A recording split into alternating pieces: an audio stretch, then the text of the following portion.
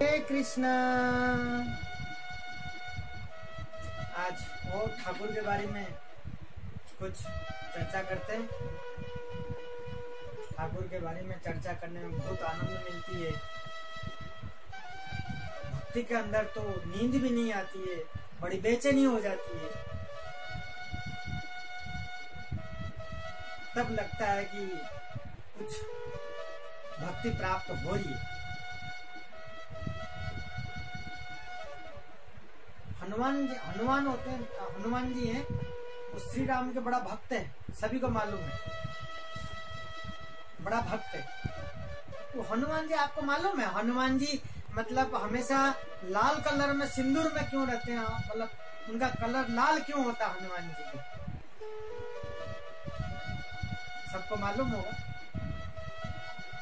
क्योंकि एक बार क्या हुआ, हनुमान जी जब लंका पे गए थे सीता मैया के पास में, तो वो सामने बैठे थे, तो सीता मैया क्या कर रही थी कि सिंदूर लगा रही थी।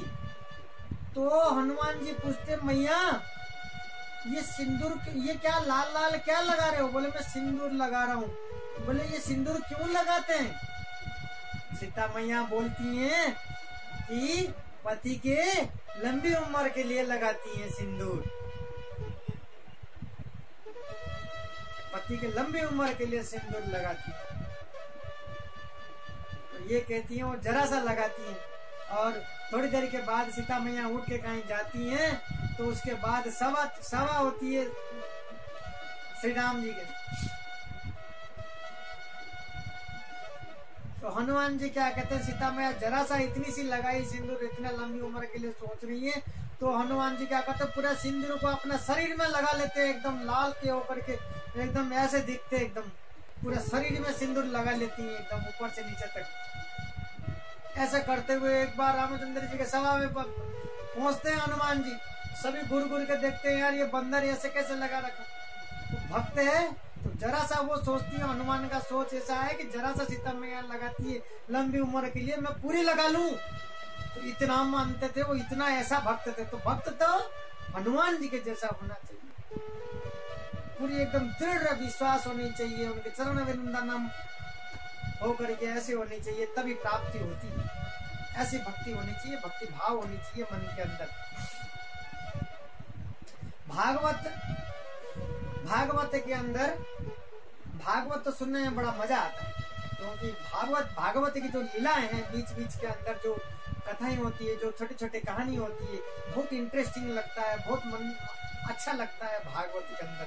तो भागवत के अंदर कहा गया है, भागवत के अंदर एक चीज है, एक साथ में तीन चीज मिलती है भागवत सुनने में। भागवत सुनने में एक साथ तीन चीजें मिलती है।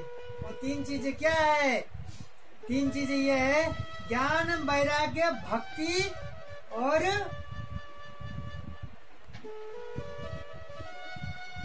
ज्ञान, वैराग्य, भक्ति। ज्ञान वैराग्य की कहानी है अलग से, उनके बारे में जानेंगे कभी, अपन बताऊंगा। ज्ञान, वैराग्य और भक्ति भागवत के अंदर मिलते हैं, ये तीन चीज। और भजन कीर्तन करने से भी तीन चीजें मिलती है।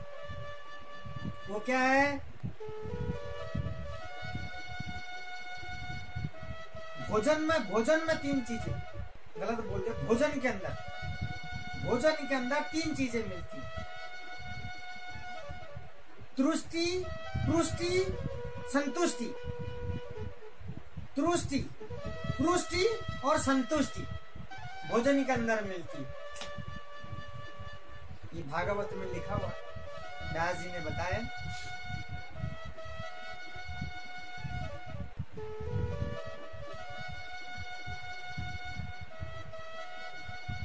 भागवत को जो सुनता है और जो चर्चा भी करता है, भागवत को जो सुनता है और जो चर्चा भी करता है और जो पढ़ता भी है, ये जरूर वैकुंठ प्राप्त होती है। क्योंकि उसको सब चीजें, उसके अंदर रास्ता मिल जाती है जीवन बिताने का, जीवन जीने का। वो चीज ही जान लेता है, वो क्या करने से, क्या करने आए और हम क्या कर रहे हैं। हमारी एक गलती ये है कि हम आए कहाँ से, जाना कहाँ है, मैं कौन हूँ, मुझे करना क्या है, कर क्या रहा हूँ, ये चीजें उसके अंदर मिल जाती, तो फिर तो वैकुंठ प्राप्त होना ही है, वैकुंठ प्राप्त हो।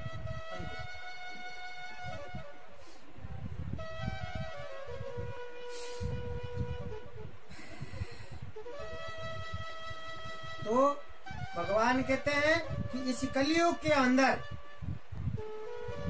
कलयुग के अंदर जो हम कर रहे हैं हमेशा, ये कलयुग के अंदर हम हमेशा 4 काम करते हैं, 4 काम करते हैं हमेशा हम।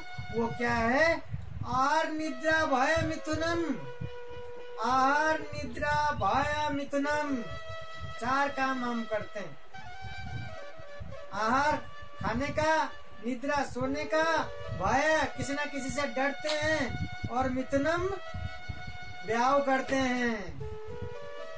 और पशु भी यही 4 चीजें करता है, वो खाता भी है, सोता भी है, और डरता भी है, और अपना परिवार भी करता है। ये गीता में लिखा हुआ है। तो हम इससे ज्यादा कलयुग में कुछ कर नहीं रहे। जो पशु कर रहा है वो हम भी कर रहे हैं, तो उनमें हमें और फर्क क्या रहेगा? ये कलयुग के अंदर ऐसा होएगा, हो रहा है, घर घर होएगा, कलियां, ये सब, मतलब जो चीज नहीं होना चाहिए, पाप अधर्म, ये बढ़ता जाएगा, खड़ा बढ़ेगा कलयुग के अंदर। तो चैतन्य महाप्रभु ने ये कह गए थे कलयुग के अंदर कि हमेशा हरि नाम संकीर्तन और भक्ति मार्ग में इन सब चीजों से मुक्ति मिलेगी। आपको खींचता हुआ इन सब चीजों में, माया में पड़ेगा, माया के अंदर खींचता हुआ लाएगा इन सब चीजों के अंदर। पशु में, गीता के अंदर लिखा हुआ है कि पशु में, मैं नहीं कह रहा, गीता में लिखी हुई है, पशु और हम में कोई फर्क नहीं है, पशु की तरह जीवन बिता रहे हैं हम। इसके अंदर व्यास जी ने एक चीज उन्होंने बताया कि पशु और हमारे में कोई फर्क नहीं है, लेकिन मनुष्य में एक फर्क है। जो पशु नहीं कर सकता वो मनुष्य कर सकता है। मनुष्य जीवन ईश्वर प्राप्त, मनुष्य जो जीवन मिला है वो ईश्वर प्राप्ति और धर्म करने के लिए ही मिला है। ईश्वर को प्राप्ति करना है, हमारी मेन लक्ष्य होना चाहिए कलयुग के अंदर, और धर्म को प्राप्त करना है।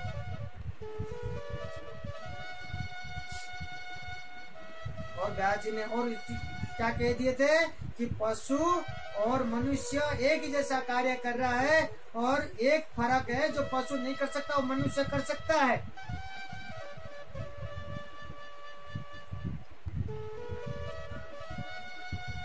वो धर्म करके प्राप्त कर सकते हैं अपने भगवान।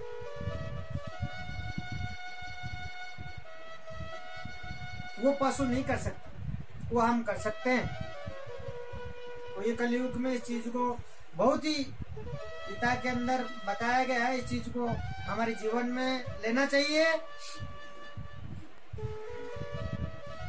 मनुष्य कलयुग के अंदर पशु के अलावा सिर्फ हम धर्म पालन कर सकते हैं, जो पशु नहीं कर सकते। वो हमारे को ध्यान रखना होगा इस चीज को। ऐसे भगवान के चरणारविंदम, क्योंकि गीता के अंदर लिखा हुआ, व्यास जी ने बोले हैं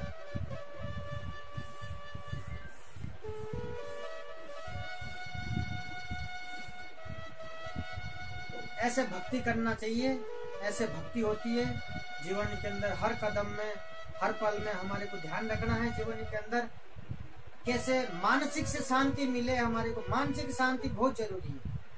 मानसिक शांति संतुलित रखते हुए, अपने आप को कंट्रोल करते हुए, इंद्रियों को कंट्रोल करते हुए ये जीवन को बितानी चाहिए। तब आप जीवन सही तरीका से गाड़ी पटरी पे चलेगी।